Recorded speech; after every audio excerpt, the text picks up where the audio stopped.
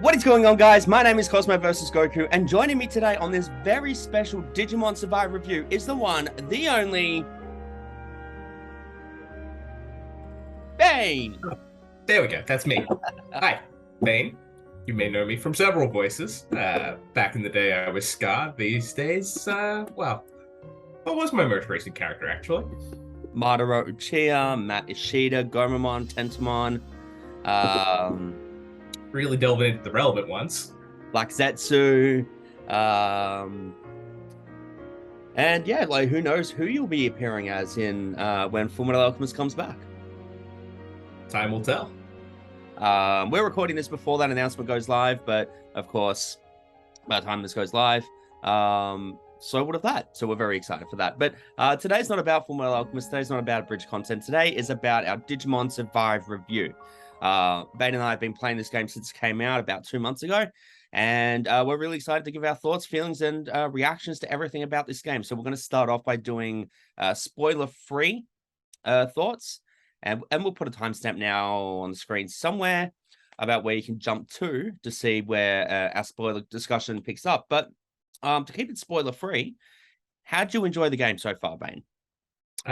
Look, I've played through 4 of the 5 routes, and it's great. It is a visual novel with RPG elements. Some in the community haven't necessarily taken that away from the marketing, which I guess is fair. And it could have a... Just hold that there. Sorry, Bane. No. I've been joined by impolite by bringing me a coffee. Nice. Bye. Bye. I'm so sorry.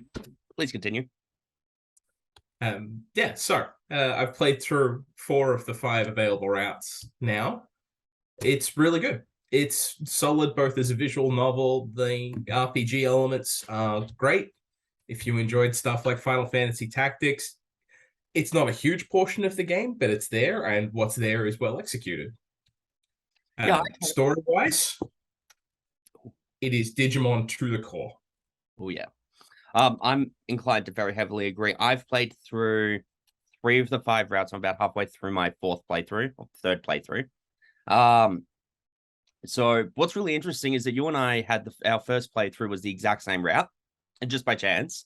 And then you've decided to do a couple of the other routes. Well, I've gone ahead and rushed my way through to doing the truthful route, which is the true ending of the game. And we've also both got the bad ending. And we'll talk about the endings as as time goes on. But for now, I think the game is to its credit a proper Digimon story, and I don't mean a Digimon story game like Cyber Sleuth or Hacker's Memory, but both of which are excellent as an aside. Absolutely, they are. I really need to get back and actually play them for more than 10 minutes.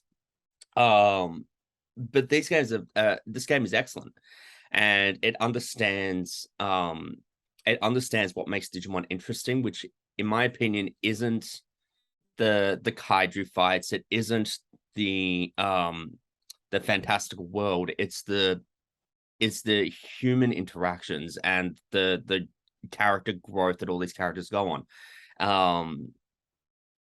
And I knew we dropped a major spoiler then.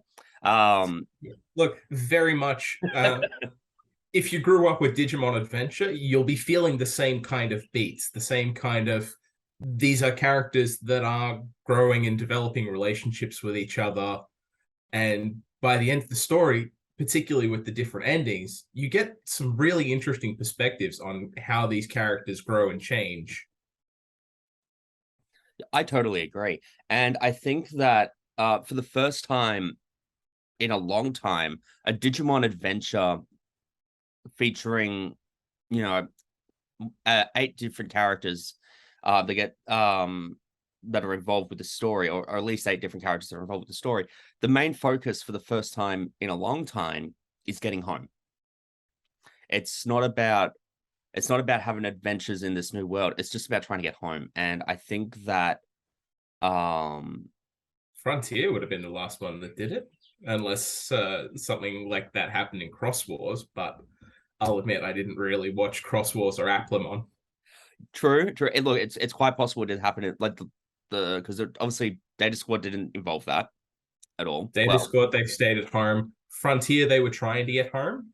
Frontier, Ghost Game, which is currently airing, is fantastic, but they're not trying to go home. They're trying to cope with the horrors of Digimon in real life. Yeah, which I think is an excellent take.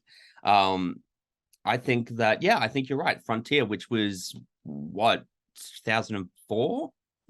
I think I'm going to double check I would that. say a little later than that, but yeah. Look it up and put it in the show notes. Digimon Frontier Japanese air date 2002, so 20 years. Yikes! But that's great crazy.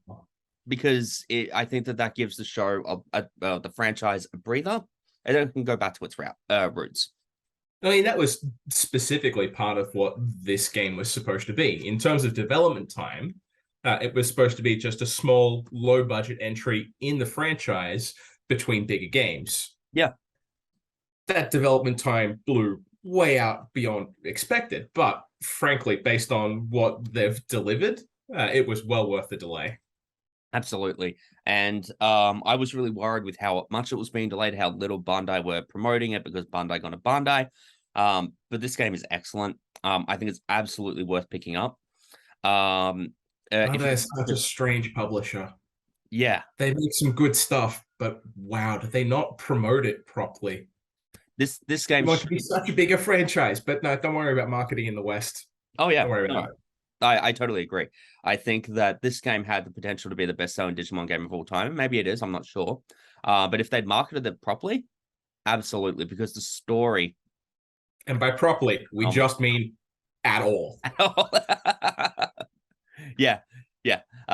This game is the story being told is just excellent, and we'll get into it more soon. But yeah, I think it's about time we jump into our spoiler thoughts. So we're going to jump into some spoiler thoughts. We'll put a timestamp down below about where you can cut to see our final thoughts, our rating of the game, etc. But for now, people who are concerned about spoilers, now it's time to jump away until you finish the game, and of course, come back when you're ready. Alrighty, spoiler time. So this game, dude, I'm halfway through. I'm sorry, not halfway through. Well, yeah, I'm up to part 5 of my Harmony playthrough. How are you enjoying Harmony so far? It's good. It's good. Harmony? I didn't play Because at chapter 5, you haven't quite hit points that are really diverging yet. No, like very. The only way you branch before that is going truthful, isn't it? Which is where, yeah. Once again, spoilers, last chance, absolute last chance. Yeah. Where Shuji dies. And Rio. Sorry, Rio is what I'm thinking of. Shuji we kill later. Yeah. How dare you? Oh, I've never hated the Digimon character more. Never. Like, not a protagonist, anyway. What a piece of work. I think that it stuns me. They explain quite well and contextualize why Shuji is the way he is. But man, you cannot justify what he does to poor Lopmon. God, no. And you feel Lopmon's pain. And you feel the pain that every single one of these characters goes through with losing their friend. Not just with Rio and Shuji. I imagine with every character death in every route. And every route has them except for Truthful. Yep. And Moral, I believe you get away with it unless it's your first run, in which case Rio and Shuji are obliged to die. Yep. So you cannot avoid the death in the first run you go through. And depending on which of those 3 routes you pick, Moral, Truthful, or Wrath, it really stacks on even harder. We're gonna be stuck on the deaths for a while now, I can tell. Like, we've both played through Moral, so I can say this without concern, but like Digimon and Renamon, those surprised me. Those genuinely, I don't know if they die in the other routes. For clarity, I've only played through Moral and through Truthful. Bane's played through Moral, Harmony, and Wrathful, but not Truthful, and we've both got the bad ending. The bad end is a much shorter route. Basically, you get to the branch point of the story, and you refuse the call to adventure, and game over, bad end. Yeah, and I love that that's an option. I would be curious for those that are playing through the game for the first time, how what the statistical breakdown of first run, Wrathful, Moral, and Harmony is. Because you and I both got Moral just by chance. But I know with different Digivolutions. True. So your affinity for Wrathful, Moral, and Harmony dictate which evolution path Agumon takes. Yep. But regardless, you will be able to choose from your two highest affinity paths at the branch point. Yep. And Impolite Buy's also got a Moral run going at the moment. So I wonder if that's common, or if it's or if that's just who we are as people. I lean towards that, but also Moral is the route that's got the Digimon Adventure Greymon line. Yep. So I imagine there's some selection bias there amongst a certain amount of the fans who will actually pre-look ahead to get the Digimon they want. But it's also just a matter of knowing how to knowing which decisions to make to get those different Digimon. I know and the game's actually quite upfront about that. When it presents you these choices that will dictate your affinity, it actually color codes them and keeps them in the same spot for each branch of affinity. Yes. Right. So moral decisions are always on your left. Wrath is always up top, and Harmony is always on the right. Yep. So if you can look at it like a triangle, I'll put some graphic on the screen when this is edited to match where. But I think it's a really, really interesting. It's so basic in terms of decision making, but it's basic in a good way. That's not a detriment to the game's developmental gameplay at all. It really draws upon the entire genre of what it is. It's a visual novel, first and foremost, and Yes. that's something that you do get amongst visual novels. And particularly more entry-level ones that will similarly make it quite clear which branch you're looking at. I think that's really to the game's favor in this point, because Digimon hasn't had a visual novel entry before. And so using the kind of, this is an excellent example of the genre, here is just a solid, this is a visual novel, get some teeth into it. It's great. It's really well executed. I agree. And one thing I like about the truthful route, I'm going to think about how to word this very carefully. Second thought.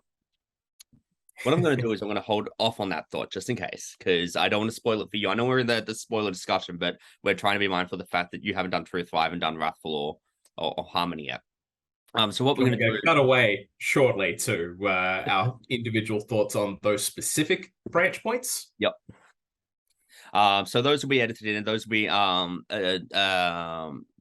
individual thoughts. We won't be able to discuss those. But I'll be really interested once I finish those two pathways, which I can probably get done within the next week or so, and see what you thought about it. I'm really, really excited. And I just feel like it's got a really, really, again, characteristic of the genre, fast forward button, which makes zooming through to the branch point much, much easier and much less time consuming than you'd first assume.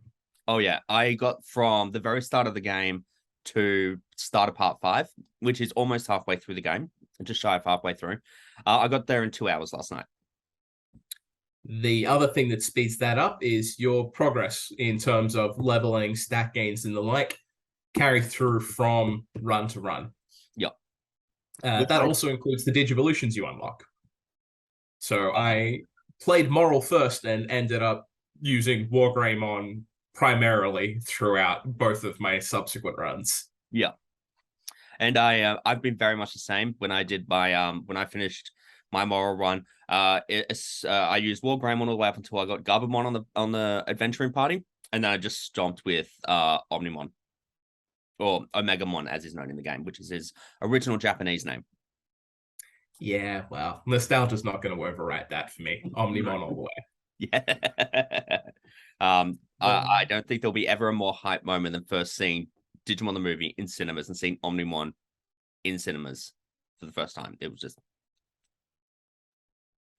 and a That was bit Pokemon the first movie. oh and small plug, coming up later this year, we'll be abridging our war game, which is the first appearance of Omnimon. So be sure to check that out on the channel when it releases on December 1st. Now I've just gotten the Digivolution tree open on my other screen. And it's really, really interesting to see how some of the Digivolutions seem really, really obvious in terms of where they'll branch to and who can become what. But I also think it's really, really interesting how sometimes it's not obvious who you might get. How much of the tree have you unlocked? For The game Agumon? in general. The Well, library. pretty much everything. Okay, cool. So for example, Betamon can digivolve to Deltamon. Which is a bit surprising. But then you've got the obvious one of line, but it does make sense in terms of aquatic theme. Very true, very true. But then you also have the obvious one of Gomamon to Ikakumon, or Lothmon to Indigomon. And I really like that whilst there's an indication of randomness to being able to digivolve throughout the game, with Agumon, I like that you can choose who the Digimon you recruit along the way can digivolve into within their own defined tree. As a explanation, your party, your hero Digimon, you can freely digivolve up and down the lines throughout battle. The Digimon that you recruit from free battles can only digivolve up the line. And as they branch, you get to pick which one.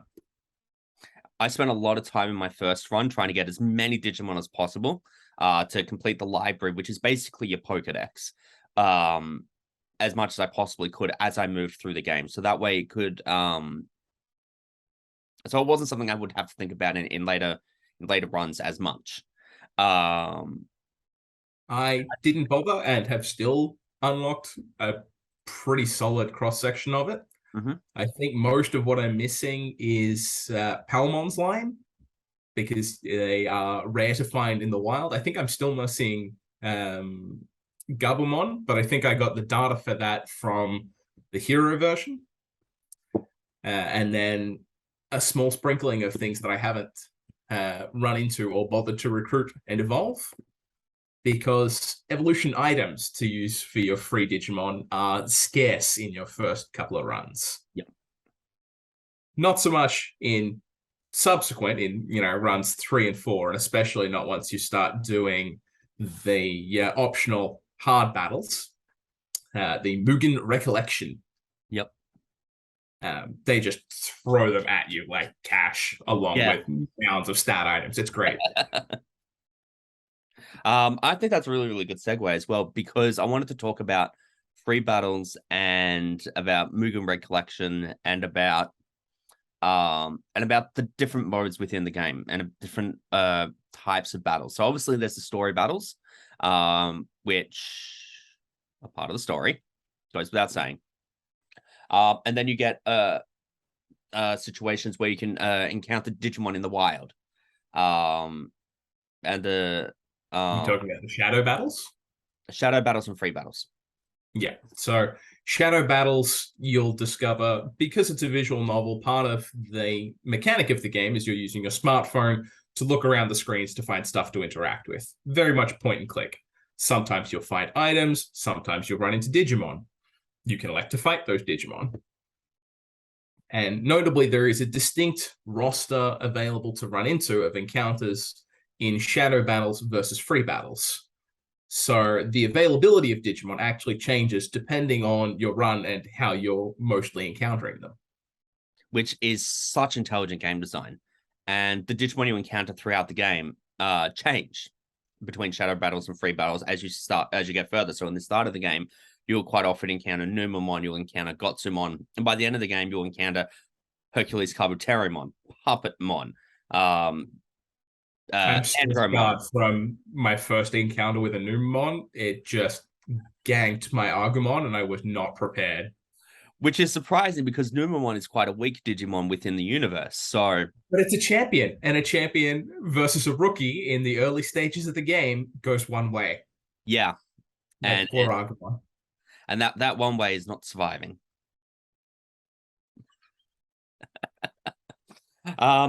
So let's talk about the characters.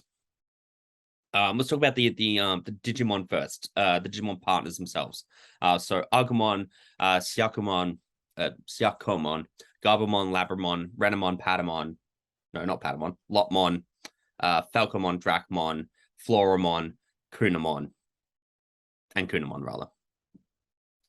Can't speak to Kunamon beyond chapter 3. He is a delightful little bug, and I look forward to seeing more of him in Truthful. He is just as I won't say anything more on that aside from the fact he is just as delightful. Labramon is adorable and exactly what you'd expect of a Labrador Digimon. It's great. I love her to bits, and her Digivolution line. They've done a really good job of choosing interesting Digivolution lines for Survive. Going from Labramon into Cerberusmon and going with that whole Hellhound, almost virus type, which you don't often see from Hero Digimon. No, goodness no. And the discussion around that of what that actually reflects upon Aoi, her partner, is just love it. Yeah. Floramon is the other one that I want to call out there for being fantastic, because generally, right, you have a look at how plant Digimon have gone. They have, without question, ended up as cute humanoid flower girls. Yeah. Looking at you, Floramon? No. The exact opposite. Yeah. Congratulations, you're getting giant bramble monster, and it's gonna be great. I agree. I like that and this is what I was speaking to earlier, the Digivolution lines aren't always super obvious, but they always make sense within the context of the game. And for those that have grown up with the franchise and may have particular biases towards certain Digimon like Shellmon, Vegemon, Tyrannomon, I'm trying to think. I am so glad Tyrannomon is one of the options. That's one of my favorite branches of the Agumon line. Yeah. And compared to the Greymon species, is way underused. Oh, yeah. And this game challenges your personal biases on Digimon. There's Dracmon's ultimate is Myotismon. That's right. Is so heroic Myotismon. He's the nice Myotismon. And if and that's a very, very niche Digimon world reference. I was really happy with Agumon getting Tyrannomon. Speaking of Digimon World, it was the first non-Sukamon, non-Numemon champion I was able to get in Digimon World. So to be able to have him be my first champion in Digimon Survive, I thought was really fitting. And I like that the choices, especially in successive runs, to be able to jump between different Digimon so vastly with the Agumon line, or with your partner, with Takuma's partner Agumon, is definitely to the game's benefit. I think if successive runs locked Digimon to the previous run, I think that would be a big frustrating. Yeah, a big con for the game, rather than having them available as a pro. I think that I feel so bad for Lopmon. Yeah. Lopmon really drew the short straw. I don't think I've seen a interaction between a Digidestined and their partner that I have pitied the Digimon before. Yeah. And man, pity is appropriate for the way that Lopmon gets treated. I think that's a really nice segue to talk about the Tamers, because Shuji's a I'm sorry. Not quite how I would phrase that, but yes, Shuji is from an abusive family, desperate to please his father, and man, does he perpetuate the cycle of abuse onto Lopmon. And it's genuinely heartbreaking to watch and to play, and to if you're able to save Shuji and you're able to save Lopmon's soul, it is so satisfying if you're able to do that as part of your playthrough. I'm but torn on whether I want to after 3 runs of that abuse. Well, when you have a chance to start Truthful, I look forward to your thoughts about that. On the flip side, you have some of the tamers such as Aoi and Saki and Haru, Miyuki, Takuma. I'm missing someone. Minoru. Yeah. And Mew. All of their interactions with their partner Digimon are more in line with what you would expect from a Digimon franchise game, or just from anything in the franchise. But every single tamer has such a particular relationship with their Digimon partner, and I think it works to the game's advantage. It's not It like really does, particularly with the multiple routes. yeah. Without spoiling too much for you for Wrath or Harmony, seeing those routes twisted mirror is heartbreaking. Yeah. These Digimon are just the most delightful cinnamon rolls and need protecting, and sometimes it goes bad, real bad. Yeah. And I think the one that we can both agree to there is Kunamon and Lopmon. Yeah. I've got Truthful so set in my head because I only finished Truthful route about 12 hours ago. I maintain that you played these routes in the wrong order. I know. So to kind of break those down, moral is a kind of neutral good end. The bad end is the bad end. The world ends. Yep. Harmony and Wrath both twist somewhere between moral and bad end, and the way they get there hurts. I would not want to end on either of those. And yeah, Truthful is the save everyone ending. Yep. And it really pulls on your heartstrings at the end. There's a moment that happens in Moral where something happens, and you don't see this happen in the Truthful ending, which surprised me.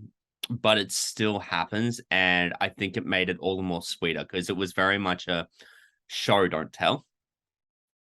And I was very, very appreciative of that. I really like the enemy Digimon that come up throughout the game. It's a really good cross-section and spread. So you have the enemies that long-time viewers may be aware of, such as Arukenimon, Piedmon, and then you have more quote-unquote obscure Digimon, such as Fangmon. That one caught me off guard. I genuinely had no idea what a Fangmon was until it showed up as the early game Big Bad. And man, that is one nasty fox. Oh, yeah. That is what the fox says. And Ding, ding, ding, ding. and it's just so interesting to be able to watch as these Digimon have their individual journeys throughout the game as enemies. Early on in the game, you're introduced to Gabumon and to Renamon, or rather Garurumon and Renamon. And to watch their journeys throughout the different that's what I'm looking for. Routes. Paths. Thank you. Throughout the different paths, and to watch how their characters change, and oh boy, some twists. We'll talk about the twists in a minute, but particularly with Gabumon and with Renamon, and with the Professor. If you played the game, you know. It's delightful. The game really keeps people on their toes, and I would actually say Piedmon surprised me as having such an interesting variety of arcs across the different routes. Yeah. Yep. It's really well handled, and he's one of the main enemy mons that you encounter. Spoiler, I guess. I was surprised that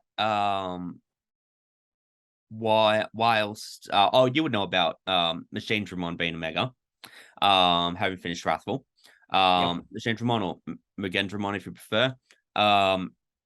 Being able to play as him and with Metal Seedramon as a party member, as a I Digimon. still run with my Metal Seedramon. The Betamon line is low-key one of my favorites, and being able to pull out Big Metal Snake. Oh, we'll yeah. come back to that when we touch on strategy stuff. Oh, yeah. And versus being able to, like, Paimon's one of the big bads. Puppetmon is one of the big bads in the game. Well, not really. It's more of a side bad. Thank you. Yes. He's definitely more of a side bad. But that's okay. Puppetmon can be all of our side bitches. It's so interesting to be able to play as the Dark Masters, or as a majority of the Dark Masters to fight Piedmon. And I just wish a Pokemon was in the game as a result. I was like, there's one of this set that's missing, a Pokemon. Yep. I really like that a majority actually, hang on, let me think. Yeah, it's one of those touches that is very nostalgic, right? If you've watched the adventure series, you're going to see a lot of familiar mons here. Right? Yeah. And it's nice, but they're not the same, and they're not presented the same, right? Likewise, the Renamon, that Renamon is male presenting. Yeah. All the way through, right? Including in its final evolution of Sakuyamon. Yep. Which I like. It was a nice... This game plays a lot with, like I said, preconceived notions about Digimon. And I think a lot of people will be surprised by the fact that Renamon can be male. Because a lot of people would assume not. To be fair, the design of that entire line is very feminine presenting. Yep. And so it's really, really nice. And it makes a really, really nice change. So let's talk about gameplay. Where to start? I've already gushed about it, really. It's a solid example of a visual novel. And the RPG elements that are there, the tactical elements, are well executed, if a smaller proportion of the game than perhaps you'd assume from the marketing. Absolutely agree. So if you ever played something like Advanced Wars, Fire Emblem, you said it earlier, Final Fantasy Tactics, it's very much like that in terms of the battle system. But I wouldn't want anything more in depth. Yes and no. I could probably go for a little more depth, or it being a little more involved in the story. Mm-hmm. There's just a lot more space there with which to play. I can understand why they wouldn't have gone much further into that for a first entry in this style of game, because it is, like I said, a fairly basic example of a visual novel.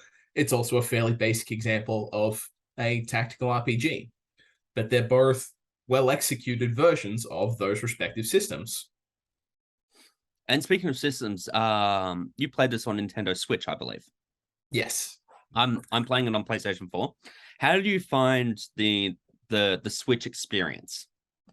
I love my Switch to bits, and this is just more of that usage. Being able to play it on the fly or hook it up to the TV has been fantastic, particularly for sharing the screen with my partner. And because of the style of game it is, there's no real loss, I feel, from playing it on a more handheld device. Yeah. Frankly, you could play it on a phone. I think, granted, a modern smartphone, you'd need the real estate, but I feel like you could quite comfortably play it on that kind of platform as well. I think that I said it to you just after we got the game, that I kind of wish I got it on Switch myself, just so I could play it on the go, because when you start playing this game, you don't want to stop playing this game. It's one of those games that draws you in on a narrative and a gameplay level so easily. And okay, it's slow going at the start, and we'll talk about for the first run, I'll grant it can be a little slow, but you're still learning it. And once you've finished one of those routes, going through up into the branch point using the fast forward feature really takes the edge off that, I find. I totally agree. And we'll talk more about because we're talking a lot at the moment about the pros and about what we love about the game and what's great about the game and all that. But it would be remiss of us to not talk about the cons. So we'll do that very soon. Talk to us about strategy, Bane. You've got a better eye of strategy than I do. So it has a pretty clear rock, paper, scissors system in terms of virus versus data versus vaccine. Real classic Digimon elements. You see that in basically all of the other Digimon tactical games, right? It's in Worlds, I believe. It's in Cyber Sleuth for sure. It's great. You'll definitely notice if you bring a team with the wrong type matchup because your damage goes way down. Yeah.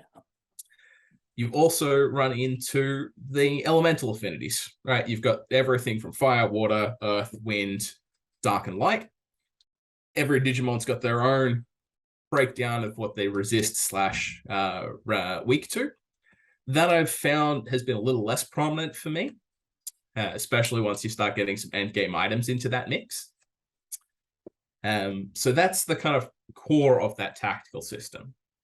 The other elements there are your attacks are either special attacks or physical attacks. By the nature of the tactical RPG game, range is king. Love it or hate it. Doesn't matter if you can do 1,000 damage from something you're next to when you can do 500 to something across the map and hit it 3 times before it gets to you. So that is in part why I ended up leaning on Wargreymon so heavily, because Terror Force has a phenomenal range and it's an AoE effect. So you can really often hit any point on the map there's an enemy Digimon, basically from where you're starting. Yeah. The other element that I wanted to raise in terms of strategy is your Digimon have different affinities, right? Some are attack, defense, mobility, all-rounders, and special. Special, I didn't really get much out of. Wargreymon and that line are all-rounders, and it's nice to have that just general good stats across the board. To draw back to Metal Seedramon, Metal Seedramon is defense.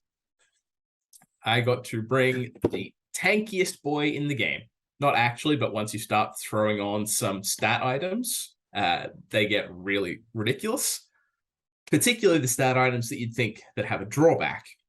So you have, throughout the game, you'll pick up a series of hold items that increase a particular stat by a certain amount. In the middle portion of the game, you can start getting them that have the drawback of taunt, wherein you can have the better stats, but also you're going to be targeted more. So I stumbled across and then found on several forums as well, Metal Seedramon makes an excellent carrier for those when you stack defense on defense on defense. And so you can have him wandering around. Sorry about that. As you can tell, we're on Zoom and the Zoom meeting timed out. So what were you saying? Sorry, Bane? So going back to strategy, the core of the game, of the tactical gameplay, goes on the triangle of vaccine, data, virus. Classic has been in every Digimon game since there's been a Digimon game. You have the elemental affinities, which will vary from Digimon to Digimon. You get some mileage out of those, in my experience, but unless you're in the exact opposite matchup, they're pretty negligible. Fire v water, etc., and that line of thinking. Then you've got, where was I? Lost my train of thought. I'm sure you can pull this from the other one, but here we are. So the different types of Digimon. Attack, defense, mobility, all-rounder, and special. Attack is exactly what you'd expect. Says it on the box. It is all in on attack. Different Digimon will lean towards either doing that at range or physical. Physical just loses out because being able to hit a dude across the map is superior to having to walk up to him and have a swing. Yep. The only times that I found myself using physical attacks were in the Mugen Recollection battles. wherein some people just refuse to die, and you only have so much MP with which to stay digivolved. Yep. And that's something I really like. When you run out of NP, it doesn't stop you from playing the game. You just de-digivolve. And even then, that's only true if you're using your hero Digimon. Yeah. The partners that you've picked up and digivolved outside of those 8 just stay their forms. You just lose access to the special attacks that are unique to them. And I think that plays a really big part in the strategy of the game as well, in terms of managing MP. Like, I've played all my runs on normal difficulty, not hard difficulty. But even then, like, I didn't feel like many of the battles were really a struggle until the end of my first run. And even then, really only that first Piedmon fight, which fucking sucks. It's not as bad if you have a different matchup. True. But the having to manage NP so that way I didn't digivolve from War Greymon back to Agumon. It added layers to my thinking into what I needed to do. And absolutely, I could have gone into automatic battle and just let the game play the game. But for a first encounter, I didn't want to do that because I felt that that would take away from the experience. Yeah, I've only used that particular auto battle feature in the going through the reruns. Yeah. And so working my way back through the branch point in different routes.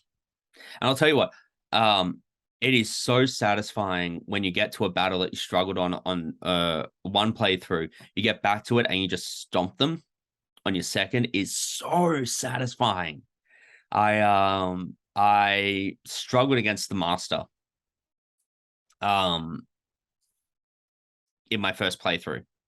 I'm thinking about how to word this really carefully.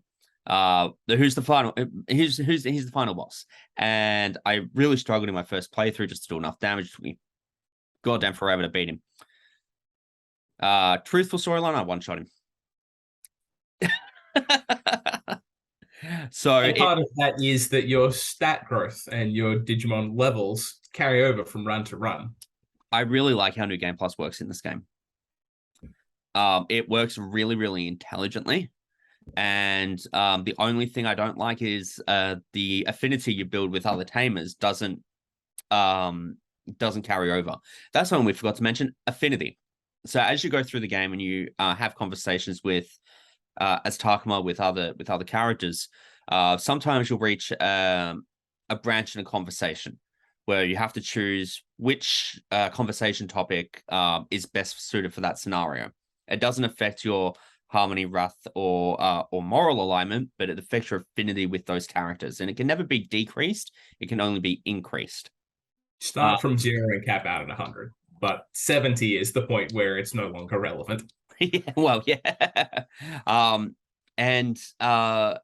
It's very core to the visual novel style of gameplay, but when the ability to digivolve is looped into that, when saving certain characters is linked into that, when such as with Truthful, which I already know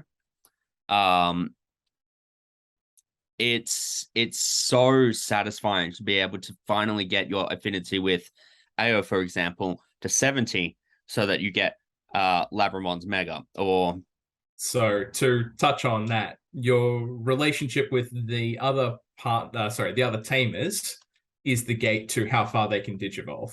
Yeah. So you have to hit 30 to get past champion and 70 to get to Mega. And that's not easy to do. On a casual playthrough, that is not easy. I didn't get a single Mega on my first run through. I didn't get Dracomon above champion on my first run through. To be fair, that's partly because Kaito's a dick.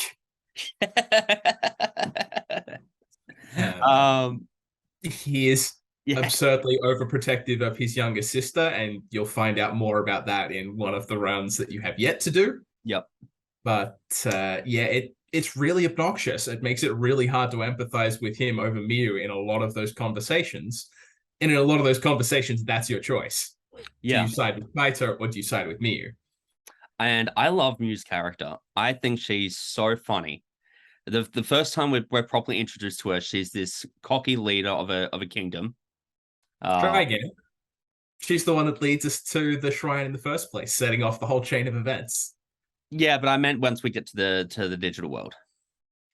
It's not the digital world. Okay, well, the So- other world, the other world. That's better. Thank you. That's to run on a tangent there. One of the things that I actually really like about Survive is it's not the digital world when you first go there. It touches on something that Digimon designers have had in mind for decades at this point that's never really been reflected in the media. That Digimon existed before and are representative of things well before the digital age. They are spirits, referred to in-game as kimonogami. Beast spirits, if my translation is on point. I think. But yeah, the idea is that they're spirits that have just existed forever. And now, particularly in the epilogue of the game, you can manifest them through tech. Digital, if you will. Digital monsters, perhaps. Digimon. And yes, Kemonogami can be translated as Beast God. And I was deliberately skewing how I was referring to the other world because it's touched on a lot in the Truthful Ending. So that was more for your sake than anything else.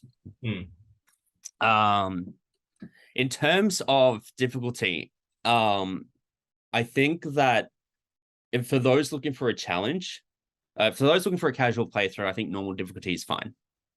For those wanting to, I haven't done anything on the hard difficulty. I might do it for my Wrathful run, because by that point I would have unlocked every Digimon. I can just go. But how have you found the different difficulty levels, and did you explore those at all? I have played mainly on normal, and that's an enjoyable if casual game. Yep. Hard of the the story and free battles didn't feel like that much of a jump to me. Mugen Recollection will actually challenge you. That's where running into that type chart is going to matter. If you bring all of the wrong matchup, it's going to be a slog. If you win, you may just lose. Yeah. And that was the only time that I've lost a battle has been bringing the wrong team into a Mugen Recollection fight. Particularly New Game Plus. If you're sprinkling those stat items around, it might not be as bad.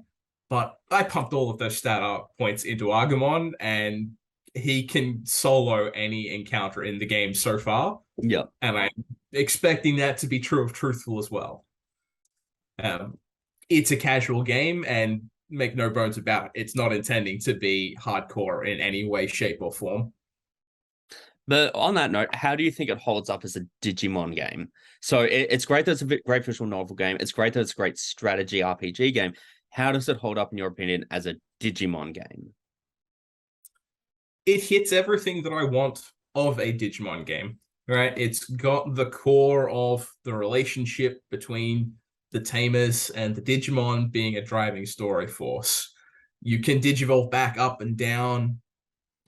No dramas. You can go all sorts throughout that route. Agumon is a great example of that, where by the time you've played through Moral, Wrathful, and Harmony, you can just hop across all three of those Digimon lines, right? If you want to be using Metal Machine Dramon, no dramas, drop Machine Dramon. Oh, what's that? The other guy's too far away. It's fine. Just slide across and be War Greymon for a turn. It's a really satisfying Digivolution system in combat for me. And then the story is just classic Digimon beats, right? There are so many points there where it feels right. It is echoing moments and themes found throughout the entire franchise, and I find it really satisfying. Oh, yeah. I think that what this game does well, it does really well. And the story being told is a big part of that, and the twists, like Haru's true identity, everything with Miyuki. You and I speculated back and forth on those throughout our runs. Yeah, we were going, for your benefit, with like up to the minute reactions on our playthroughs. Yeah, we were side by side for a long time, and I think like occasionally like one would jump really far ahead and then we wouldn't be able to play for a few days, so the other one would come up ahead, and like we were very much like that the whole time. So it was real, and so I was really glad we both got moral because we were able to properly discuss the game. And one of the things we've discussed a lot was Haru's true identity and his relation, and also that Garurumon has to be the Gabumon from the start of the game, and so like that's obvious, but it's not obvious, and I like that. It's so the game does twists really well. So if you can, like, obviously this is the spoiler portion of the video, but I really hope you went into this game spoiler free for the narrative, at the very least for the narrative, because it tells such a great story. And this is a story I would one day love to see adapted to an anime. It would be yeah. So like I think with a lot of visual novels, we would either end up with just one route being the primary adaptation, or it would be some unholy mix of all of them, and I would not want to see that. No, I would, having now played Truthful, and I don't know if you'll agree with me on this, I would like an anime adaptation to tell the Truthful route and then have OVAs for the other 4 endings. You could quite comfortably do the others as, hour-long OVAs. And it would work. And I think that's what's most important for if they were to adapt this game, it would have to work. And I think that would work. Like, obviously within, and this is something I haven't touched on yet, Truthful, you still pick moral, harmony, or wrathful alignments. And your Digivolutions are based on that still. So that doesn't change Agumon's Digivolution path. Plain Truthful doesn't change Agumon's Digivolution path at all. There's no secret hidden line, which I was kind of upset about. Like, I wish there had been, but I can understand why not. Is the final Digivolution in that branch not locked behind Truthful? Sorry, you're right. Yes, the Agumon has one Digivolution that's locked to completing the Truthful run. And that's something that comes across with other hero Digimon as well. There are Digivolutions that you will only get in specific runs. Yeah, which I like. And there are some Digivolutions where on your first playthrough, that is the only option. But then when you play through again, and I'm speaking specifically about Lotmon now, your second playthrough, you may get a different option, which was locked out of your first run. So this game begs for multiple playthroughs to get the full experience, and it's absolutely worth it. If it didn't have the fast forward option, I would be very much, I can't be bothered. But the fast forward option, the big thing that it does for me, because I wasn't sure that I would play through it multiple times, because I'm just not much of a completionist. It makes it really easy and accessible to go through and do those multiple endings. Yeah. When you hit the branch point, it asks you to save and tells you that this is what's happening. It, again, makes it very accessible to just fast forward through and auto battle through all the way up to that branch point if you want those extra juicy stats. It truly is, in my opinion, one of the best Digimon games ever made. Contentious because there's a few good ones, but I'm inclined to agree with you. I'm not saying it's the best. I think the best is subjective, but objectively, it is one of the best. So certainly the best in its genre. Oh yeah, and it shouldn't work, but the fact that it does work. I disagree. They put a lot of thought and consideration into how to make the game work and how to tell the story, and it shows. So what I'd like to do now, Bane, is I'd like to do a cut across to just you to a solo Bane outing, and I'd really love to get your in-depth thoughts about Wrathful and about Harmony. So I'm gonna leave the floor to you, and when we come back, we'll have more of a chat. So Bane, over to you. See you in a sec. All right, so now we've gotten rid of Cosmo. Wrath and Harmony routes are both excellent and bittersweet and heartbreaking. And I love them both, but man, I would not want to play it like he is and end with either of those two stories. I'm going to start with Wrath. Damn, seeing Saki die unexpectedly. This game pulls no punches with deaths. Even worse is seeing how Aoi spirals after her best friend, I suppose now, Saki dies. It's heartbreaking, and seeing just how badly she takes it and what she's driven to try and fix things. Oh man, it hurts watching that, and it is fantastic. And to touch on something that we'll get to later, Wrath, it would be my candidate for the best possible route with which to make a sequel from, because hot damn, Digimon Insurgency sounds like a real spicy setting to have a bunch of Digidestined try and save the world. So yeah, that was fun. Coming in and getting I don't even remember. I think it's Dynarexmon. No, Dynarexmon is from Harmony. Getting Mugen Draymon, Machine Dramon as Agumon's Mega for that one was pretty great as well. Love its attack, but in a line, spicy. I still ended up using War Greymon for a while afterwards. From there, Harmony.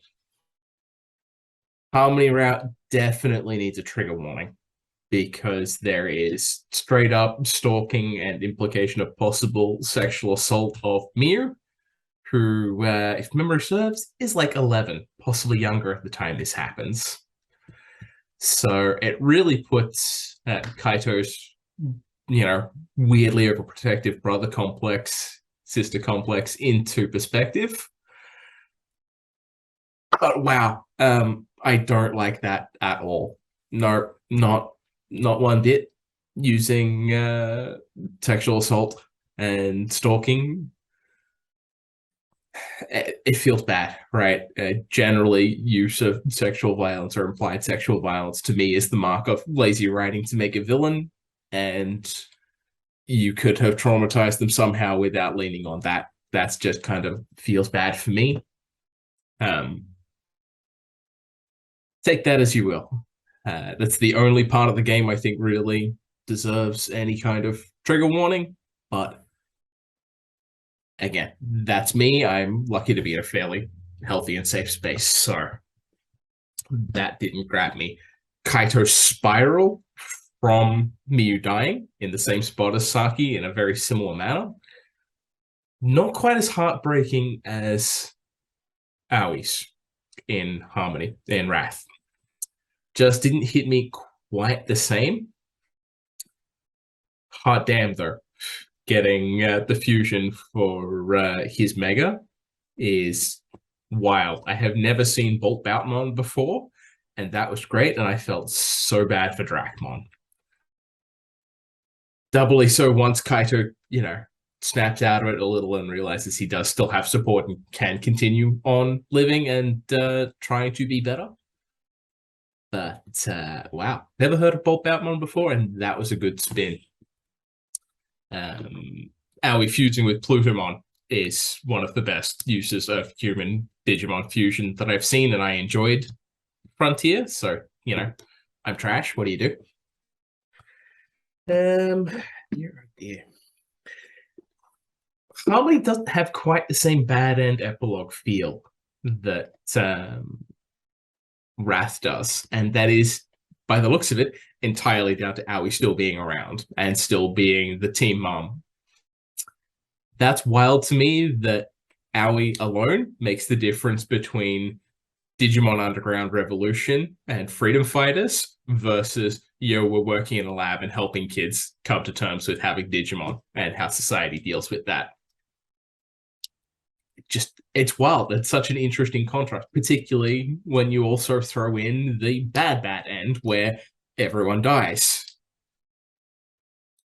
The Digidestined are wicked. They get to save the world, and that playing out in different manners depending on who the Digidestined is cool to see on screen. So I'm looking forward to see how that goes with the truthful route, wherein we've got Ryo and Shuji added into the mix. So yeah, that's really where I wanted to go with those. Gonna throw it back over to Cosmo to see what he's got to say about truthful, or he'll just trim this little bit at the end off and we'll trailer into some other part of our discussion, depending on where he wants to cut it. See you there. Bane, thanks so much for sharing those thoughts. It was really, really nice to get your thoughts on those couple of endings, and now I'd like to take a quick moment to have a chat about my thoughts on the truthful route, which I know you haven't played. So we're once again going to do a cutaway, and this has one of my all-time favorite things I've ever done in the Digimon game. It's so satisfying, and I'm just going to put it on screen right now. Not gonna lie, this is one of the coolest things I've ever done in a Digimon game. So the truthful ending. This is wild. So for starters, of course, in the truthful ending, nobody dies. The only way to access the truthful ending is on a second or more playthrough by getting your affinity with Ryo above 30 before he dies. Obviously, in turn, saving Ryo means that Shuji doesn't die because he interferes in Shuji's he interferes in Shuji's death, and saves him, of course, and brings him back from the pathway he was going down. And obviously, no one else dies, whether that was in Moral, Wrathful, or Harmony. The story also dovetails severely. So once you get back to the digital world, following the events in the real world, or not the digital world, well, the alternate world, the story events change significantly from the other paths. So you get to meet the Digimon Sovereign, and you unlock new Digivolutions for your Digimon, which are, of course, the Digimon Sovereign, Abomamon, Azulonmon, Jukaomon, and Baihumon, to go forth and defeat the Master, who is in reality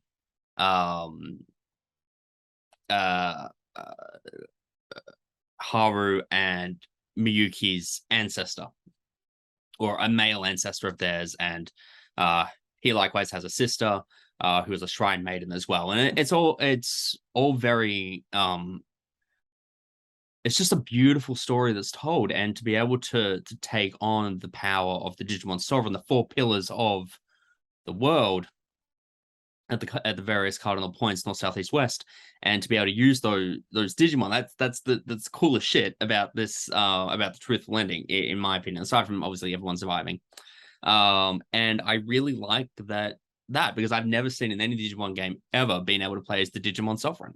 And it's really, really cool. So be able to have Sovereign alongside Omnimon, it's just cool. I just can't get over how cool it is. When that happened, during my playthrough, I lost my mind. So the part I was talking about with Bane regarding the change, the thing that happened in the others, in at least in Moral, that didn't happen in this, was of course taking the photo outside the school.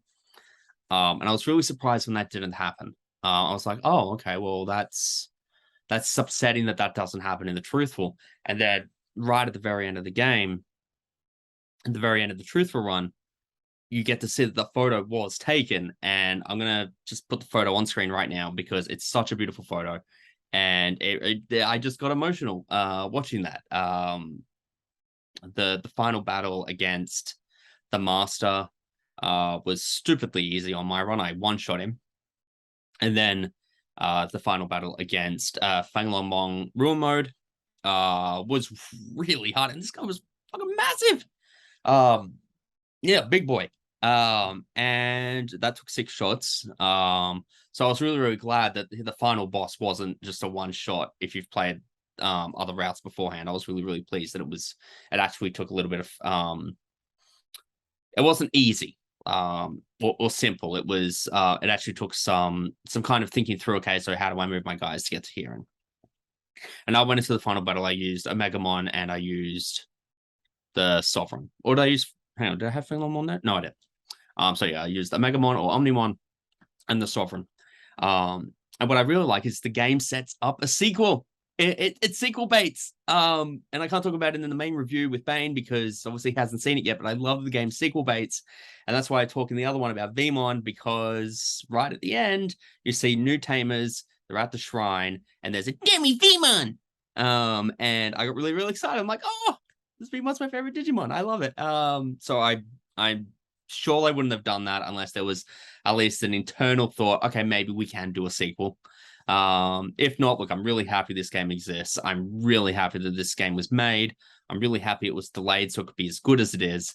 And I'm just really, really happy. I had such a great time playing this game. I'm having such a great time continuing to play this game. And I hope everyone else did too, because I had no preconceived notions about what the game should or shouldn't be going in. I just knew it was a visual novel. I knew there was some battles, and I've had a fucking great time. And from the sounds of things, Bane has too. And now I'm going to go back to the other screen, and we'll continue. But thank you so much. These are my thoughts on the truthful ending. Once again, thank you for your thoughts, esteemed editor and Digimon nerd. Well, it's truthful is great. I'm really, really satisfied with the truthful ending. We spoke briefly about it before, but the bad ending comes about 2/3 into the game. And you're given a choice: go back to the digital world, save your friends, or not. It's really, it's black and white on that. And if you choose to stay in the digital world, like you mentioned earlier, the world gets destroyed. That's it. It's a really interesting decision to be. No. You choose to ignore the call to adventure. You stay at home. Great. Here is the bad end. You don't get to affect the world. You don't get to save it. The world ends and you're culpable. Have fun with that. And it's really emotional, like saying goodbye to Agumon, saying goodbye to Miyuki. It hurt. Genuinely, it hurt. And it also contrasts really interestingly to the epilogues in both Wrathful and Harmony. And I covered that a little bit before, but looking forward to it. As a little teaser for you, it's interesting. So for clarity's sake, I won't see what he said until we sit down to edit this. And likewise, he won't see what I had to say until probably until this goes basically live. I finish it and I talk to him. Well, yeah, that's that. Let's see what happens first. But I might make it my mission this long weekend to knock out Harmony and Wrathful. So what do you think, Bane? Are we recommending this game? I strong recommend. If you're a fan of Digimon, I think that it's an excellent game.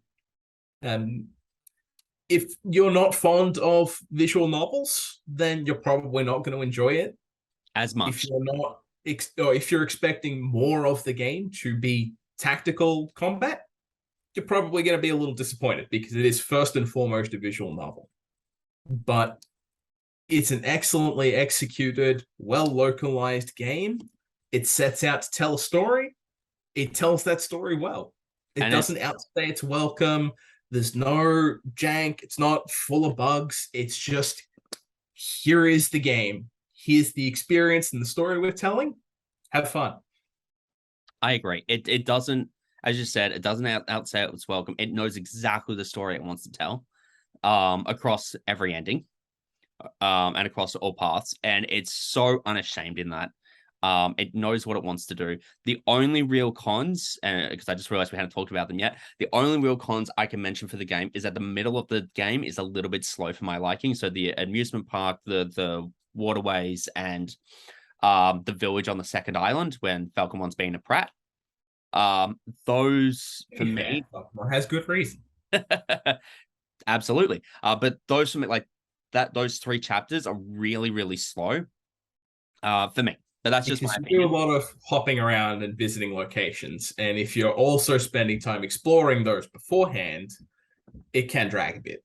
Yeah, I certainly didn't bother exploring them on subsequent runs because the handful of items that you get, not really worth it. And all of the interactions and dialogue Bane? You can get when you are taken there by the story. Yeah, sorry, you froze for a moment there. You're a little bit frozy. Yeah, you're roboting as well. There we go. Well, yay, Zoom. Thanks, Zoom. Yeah, so did you have any cons you wanted to raise? Look, primarily the combat system, it's basic. It's very easy to do. Just load Agumon with all of the items and let him carry the game for you. Yeah. So if you want any kind of depth or complexity out of that, you're going to have to go looking for it. Come in with a challenge strategy, bring different mons each run through, because otherwise you will end up well over leveled, right? Yeah. A level 80 Agumon, my Agumon stat line is equivalent to Megas as a rookie. Yeah. So imagine Now that. that's after 3 runs of pumping him with all of the stat items, but Now imagine him as Omegamon. Imagine him as Wargreymon, Mugendramon, Dino-Rexmon. and it's really, really obvious when you compare him to a similarly leveled Wargreymon, Dino-Rexmon, Spidermon. Like, I'm not faulting the game for that because it doesn't present itself as being complex tactical battling, right? It's an element of the game. What's there is well executed, but it's not deep and it's not complex. So that's a con for me.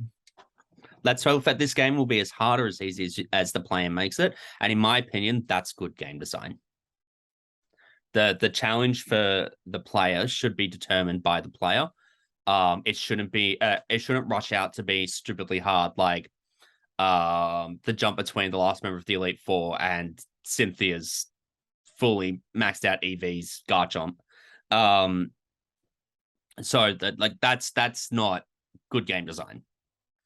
Good game design is letting the player pace themselves. I have no idea what your backdrop's from, but it's giving me real Breath of the Wild feels. And Breath of the Wild is another excellent example of that. The game is as difficult as you make it.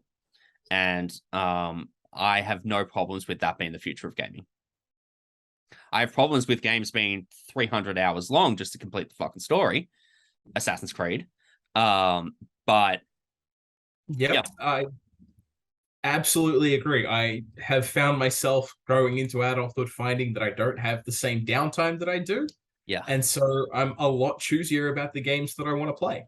Yeah. If it's not going to tell its story in 30 or 40 hours, if it's not bringing something interesting to the game mechanically, I'm out.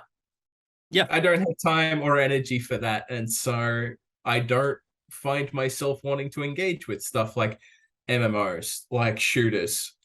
Halo Infinite, bit disappointing, but la vie. Yeah, I took 2 days off to play Halo Infinite story. I've barely touched it since because the story. This isn't about Halo, but the story is fine. But I don't need to pump 400 hours into multiplayer, to get a great experience out of a 30-hour campaign. Games as a service is a mistake that has been pushed on customers. And I love that this game isn't that. This game, as we said before, it sets out to tell a story. It tells the story. It gets out of there. And it's not too much of a time sink. So, Bane, what do you think? Do you want to see a follow-up or a sequel? What are your hopes for the future of the Digimon Survive sub-franchise? Sequel? Probably not. Like, I can definitely see from Harmony and Wrath where there's grounds that you could set a sequel, but I think we'd be much better off if we just take the style of game in the combination visual novel and tactical elements and just tell other stories. You know, you could quite happily tell something similar to your more classic Adventure or Tamers, or even Frontier. Frontier actually might be a really interesting place to try this series. Yeah, especially with Beast Spirit Evolution and stuff like that. I think this game, I think this game deserves a follow-up. I don't know if a sequel is right, but certainly a follow-up game in the same style to what you said works well. Alternatively, I want to say no to a sequel to take everything they learned about this game, what worked, what didn't, and just make a better follow-up, including some Digimon that some might have wanted to see, such as Beamon. I really want to see Beamon. He's my favorite Digimon, you know. Beamon! I would have loved to have seen Beamon. There's some really interesting things in the roster for Survive. Yeah. Having Sakuyamon and Sakuyamon Maid Mode be individual mons in the entry and accessible through different means was a really neat touch that I didn't see coming. I agree. What I also didn't see coming is Bandai Namco screwing us over in Australia with the Guilmon pre-order for the physical copies. Look, I'm still salty about it, but I figure if it's anything like what they did with the Cyber Story series, we'll get it as free DLC in a few months from now. Free LC would be nice because I love Guilmon. He needs a new box and he needs to be in my game. And I would play the game through again just to have Guilmon. I probably wouldn't, but I would definitely log in to collect that DLC. Yeah, look, that's fair too. Yeah, I'd love to see other Digimon such as Hawkmon and Armadillomon and Wormmon in a follow up as well. There's also, I think, a lot of space for Fused Digimon, Jogras. Yeah. We see it, like they've clearly tested it insofar as you can get Omnimon in the moral route, but how many different other almost Omnimons are there? How many different varieties of Chaosmon? Yeah. It's something that comes up in the Cyber Sleuth games where you can fuse Digimon and get all of these cool, I guess they're super megas, aren't they? In terms of Survive terminology. Yeah, I think they're called I think Super Megas is right, yeah. Which is like the stage after Mega. Some people call them ultras, some people call them supers. I call them fucking cool. I would love to see Paildramon and Imperial Dramon. I'm working on In case you're not getting this, he's a big fan of Adventure 02. I am. And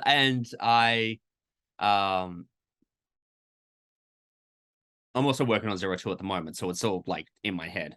But like seeing those Digimon in this context would be super cool because Falcomon presented in this game is very different to the Falcomon that's presented in Data Squad. Now I haven't seen Data Squad, I just know that Falcomon is presented differently, whereas Argomon is very much the same type of character, and that's probably because franchise familiarity with Argomon, and they didn't want to risk alienating the universe, Look, the fans. As much as you're not wrong there, it is very much a different Argomon to Data Squad or Adventure. Absolutely. Or even the reboot. It's different Argomon to the reboot as well. I'm hanging out for the dub version of the reboot, so we'll see how that goes. Argomon in the reboot is very similar to Argomon. Yeah. Actually, on that train of thought, if they brought in the Armored Digivolutions, I'd really like to see some of the ones that came out of the audio dramas, where they applied the different eggs to the not corresponding partner crests. Yeah. Like what's his name? Not Centaurimon. Hanamon, Armor, Digivolution, Making some real attractive faces there while you're searching, my friend.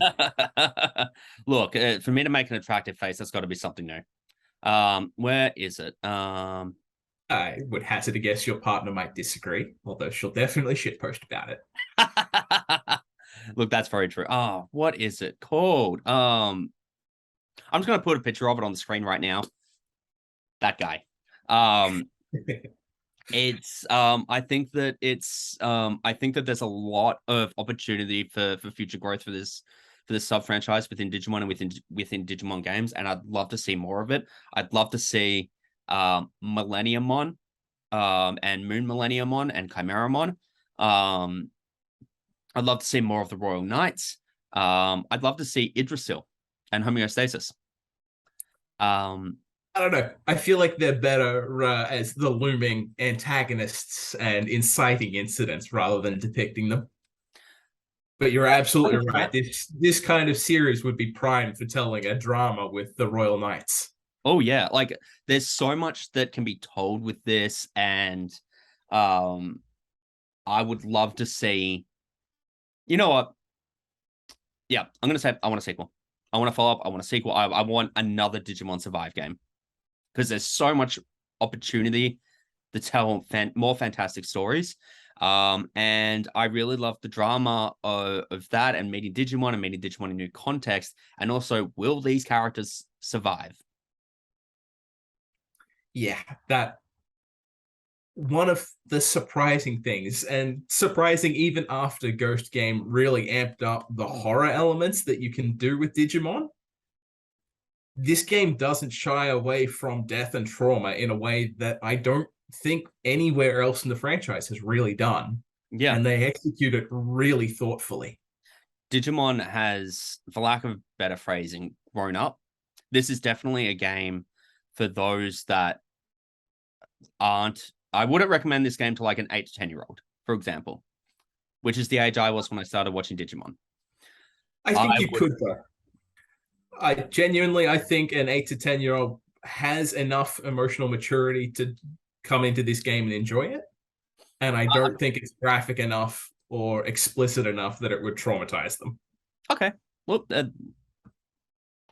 that's certainly true too. I totally agree. Like, I was thinking more in terms of like Shuji and Lotmon and Look, how that may be.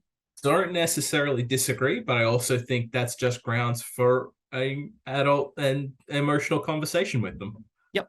Yeah, true. Like, treat them with emotional intelligence. Don't just buy a 5-year-old Call of Duty or GTA 5. Yeah. God knows the server has enough of those.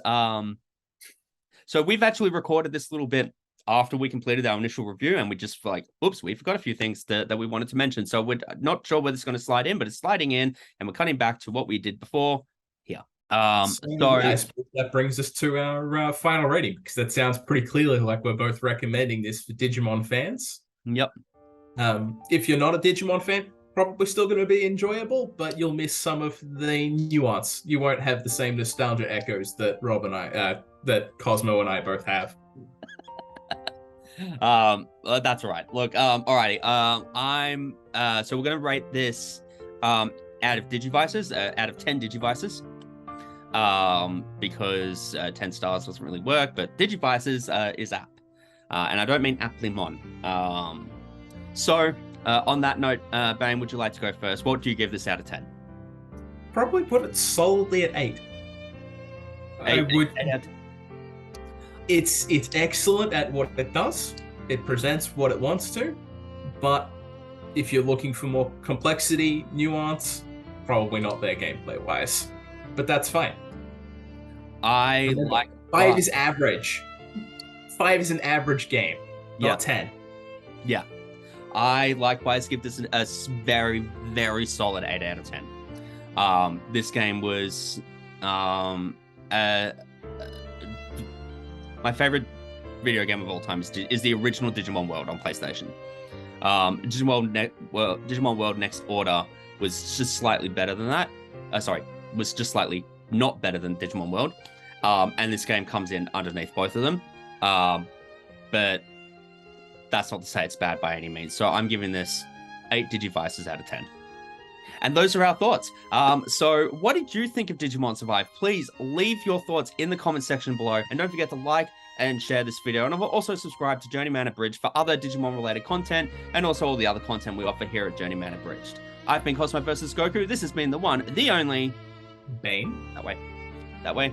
And we will see you guys very soon. Next time. Thanks, Bane.